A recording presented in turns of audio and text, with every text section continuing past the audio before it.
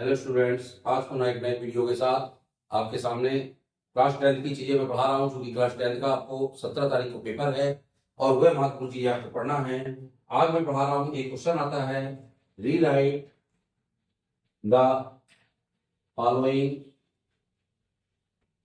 Following sentences. Question आता है sentences using correct from using, नीचे इस पर लिख रहा हूं मैं, correct from correct form of the verbs given in the brackets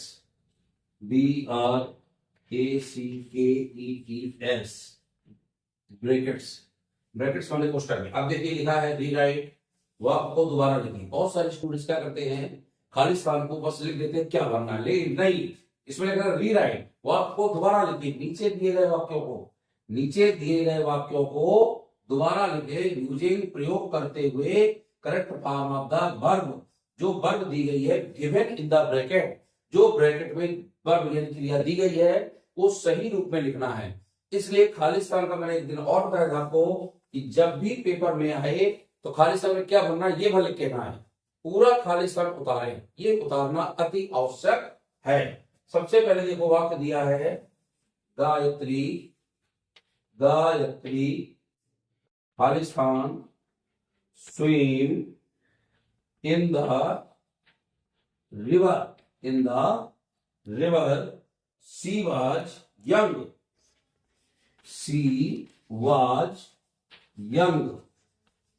UNG। अब देखिए इसमें क्या लिखा है, गायत्री, इसका अर्थ होता है तैरना, इन द रिवर नदी में तैरती है या कुछ भी मान लें, सी वाज यंग, वह जब यंग थी, यौन थी, तो वह तैरा करती थी नदी में। इसमें मान लो कोष्टक में आ गया आपका यूज और एक आ गया यूज्ड टू, ये ध्यान रखें। यूज टू का अर्थ क्या होता है, गायत्री तैरना नदी में तैरा करती थी, कब तैरा करती थी, जब वह जवान थी। इसमें आप देखें दूसरे वाक्य में चूंकि यहां पर वाज लगा है तो ध्यान रखिए, जब उस तरफ का वाक्य पास्ट में है तो इस तरफ का वाक्य भी हमें पास्ट में ही करना होगा। तो यहां पर हम यूज का प्रयोग नहीं करेंगे, यहां लिखेंगे यूज्ड टू और इसको भरने पर डबल अंडरलाइन करेंगे ताकि जांचने वाले को पता रहे कि यहाँ पे एक खाली स्थान भरा गया है। ये ध्यान रखिए, वेरी इंपॉर्टेंट वाक्य है, यही वाक्य परीक्षा में पूछे जा सकते हैं, ये आपको ध्यान रखना है। कि लेकिन रीराइट लिखा है, ना भी लिखा हो तो खाली स्थान को आप मेरी मानना तो पूरा उतारना और कहां पे ब्लैंक्स भरना है उसको वहां पर भर के आना, ये ध्यान रखिएगा। अगला वाक्य, a good exercise, very important वाक्य, EXERCISE एक्सरसाइज। अब इसमें क्रिया आती है, मान लो यहां पे आई स्विम, पुस्तक मिल के आएगी और एक आएगी स्विमिंग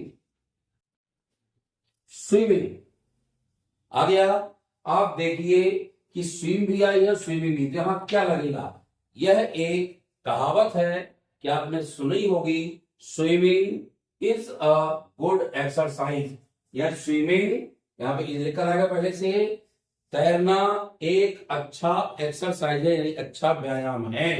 तो तैरना, जब ये ing लगेगा, यहां स्विम नहीं आएगा, यहां लगाएंगे स्विमिंग और यहां अंडरलाइन करेंगे, तो आएगा swimming is a good exercise, जो तैरना है एक अच्छा व्यायाम है। तो इसलिए इसमें आपको स्विमिंग लगाना है। वेरी इंपॉर्टेंट वाक्य, ये परीक्षा में पूछा जाता है। लड़के वाक्य को देखते हैं, इज लगा है तो यहाँ स्विम लगा देते हैं, जबकि यहाँ पे स्विम नहीं आएगा, स्विमिंग आएगा।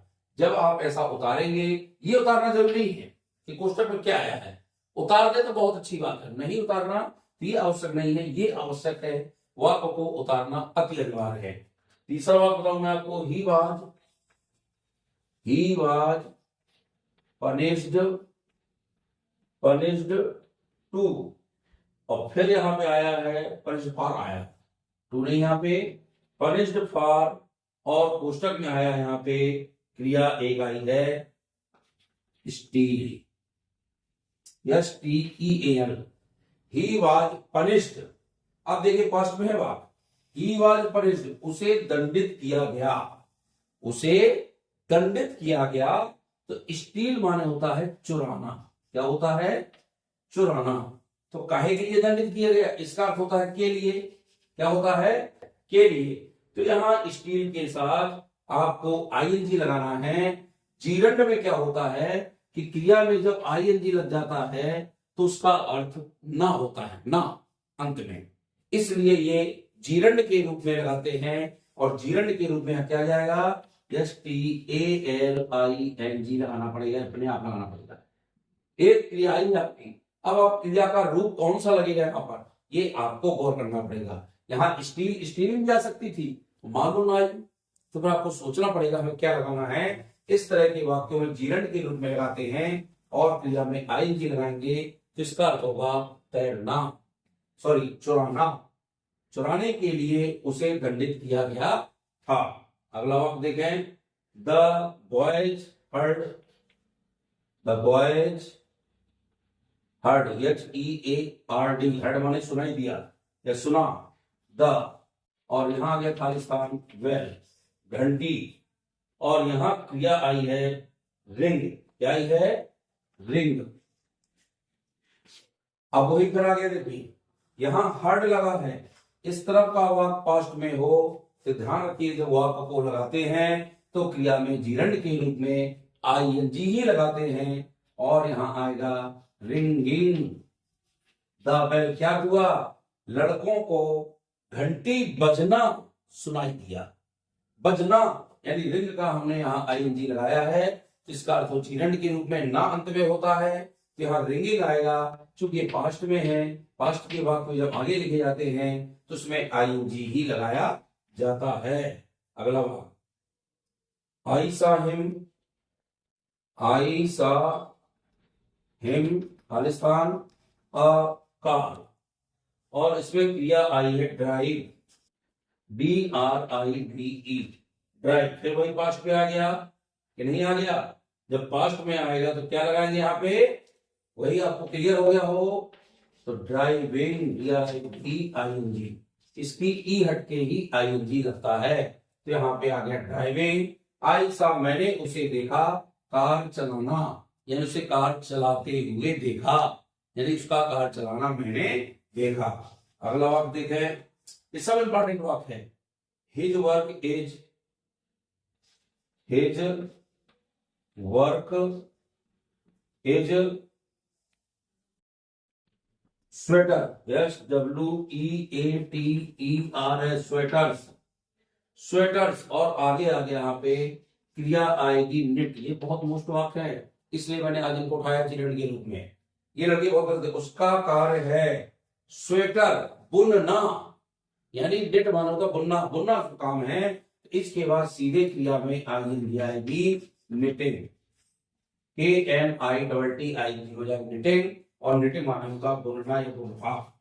अगला वाक्य, मदर स्टार्टेड, मदर स्टार्टेड, एक बहुत अच्छी वाक्य है, आप लिख लीजिएगा जिनको, स्टार्टेड द फूड, और यहां पे क्रिया आएगी, मान लो आ गया ईट, क्या गई?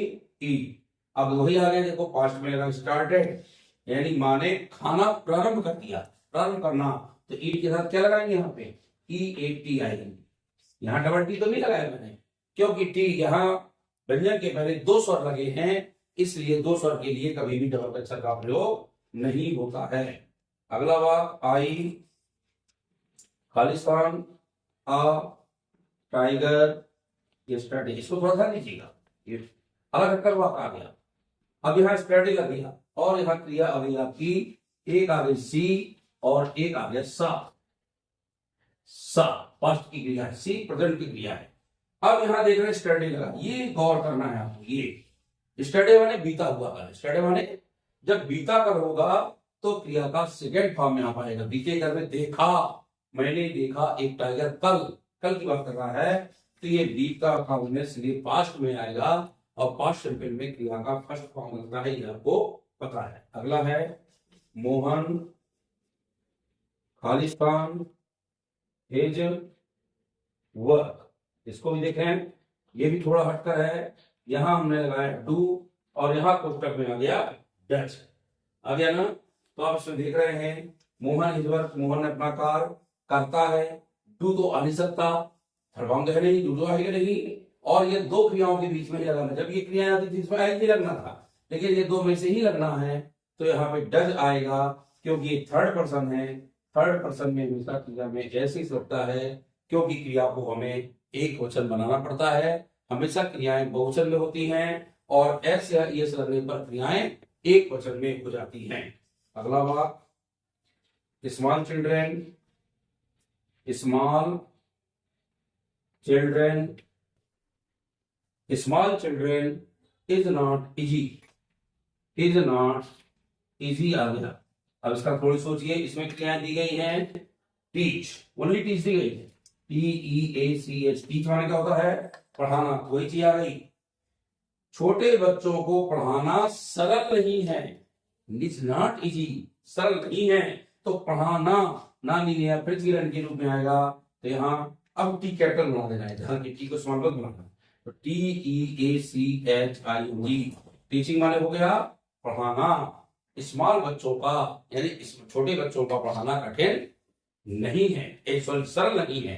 इजी माने सरल, यहाँ पर सरल नहीं है। इस तरह से वाक्य इनके आपको बनाना है, बहुत मोस्ट वाक्य ये। और एक और बता दूं मैं आपको वाक्य सी का, ये आप नोट भी कर लीजिएगा, वीडियो को रोक करके आप इनको नोट करेंगे तो आपको ज्यादा समझ आएंगे। ग्यारहवा है, इसमें लिखा है everything, everything, everything depends on his, depends on his, on his, on माने उसके ऊपर डिपेंड है, his the money, the money, MONEY। और यहाँ पे आ गई या सेंड, ओनली सेंड आई, देखो फिर वही आ गया। प्रत्येक कोई डिपेंड करता है अपनी इस पर, सेंड, सेंड माने होता है अर्निंग, यानी कितनी सेंड आपने किया, सेंड माने भेजना। यानी प्रत्येक कोई आधारित होता है उसकी किसमें, सेंडिंग। किस पर लिखा है, यहां पे शायद लिखा है सेंड, तो यह आ जाएगा सेंडिंग। जबकि यहाँ पे आना सेंड नहीं है, सेंड माने भेजना होगा। स्पेंड आना खर्च पर डिपेंड करता है। यहाँ क्या होना चाहिए, कुछ चीज गलत भी लिखी जाती है, तो यहाँ आएगा स्पेंड माने खर्च करना, तो यहाँ भी हमें लगाना पड़ेगा स्पेंडिंग। खर्च करने पर यानी रुपया खर्च करना पर सभी कोई आधारित होता है, यानी डिपेंड रहता है कितना हमारा खर्च है। सेंड आए तो सेंड में ING लगा देना, स्पेंड आए तो स्पेंड में ING लगा देना। इस पर से ING के बाद जीरेंट के रूप में लगाना है। और ये महत्वपूर्ण बड़े खालिस्तान आप बताए हैं।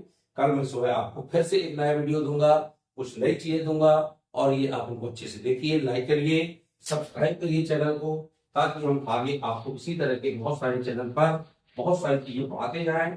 और भी इंग्लिश का पेपर इसमें करना है, इंग्लिश सीख पढ़ा रहा हूँ।